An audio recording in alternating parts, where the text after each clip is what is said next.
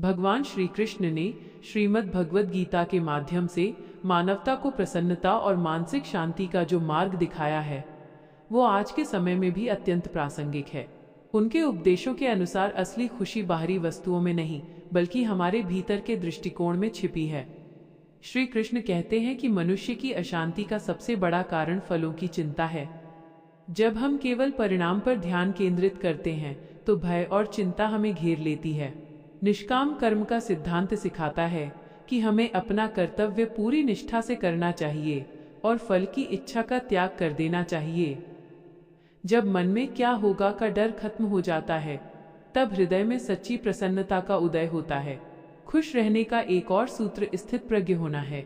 भगवान समझाते हैं कि व्यक्ति को सुख और दुख, लाभ और हानि तथा जय और पराजय में समान रहना चाहिए।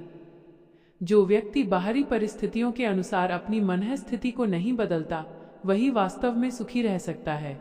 इंद्रियों के पीछे भागने के बजाय उन्हें वश में करना ही संतोष का आधार है। अहंकार और मैं की भावना खुशी की सबसे बड़ी दुश्मन है। श्री कृष्ण के अनुसार जब मनुष्य स्वयं को कर्ता मानना छोड़ देता है और सब कुछ ईश्वर को समर्पित कर देता है, तो उसका मानसिक बोझ हल्का हो जाता है। भक्ति और समर्पण के माध्यम से मन में जो शांति प्राप्त होती है, वही आनंद का उच्चतम रूप है। अंत में श्री कृष्ण वर्तमान में जीने पर बल देते हैं। जो बीत गया उसका शोक न करना और भविष्य की चिंता से मुक्त रहना ही प्रसन्न रहने की कला है। जब हम अपनी बुद्धि को स्थिर कर लेते हैं और मन को परमात्मा या अपने कर्म में लीन कर देते हैं, तो दुख के लिए कोई स्थान नहीं बचता।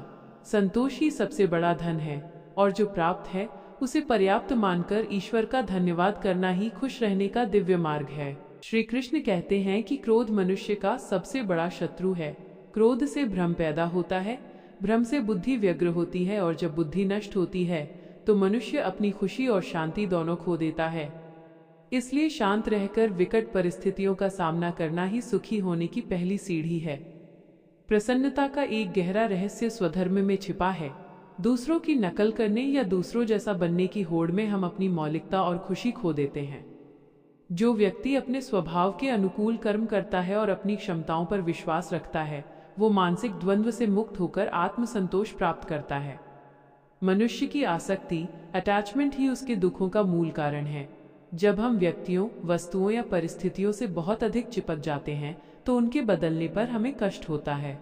श्री कृष्ण सिखाते हैं कि संसार परिवर्तनशील है, इसलिए मोह का त्याग कर साक्षी भाव से जीवन जीना सीखना चाहिए।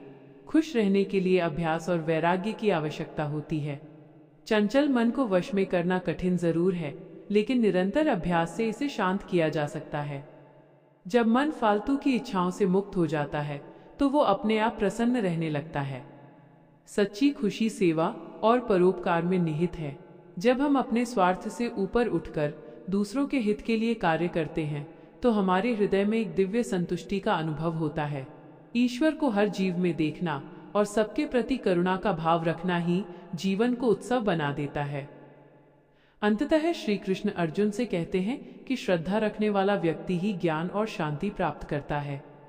संशय करने वाले व्यक्ति के लिए न यह लोक है और न ही परलोक।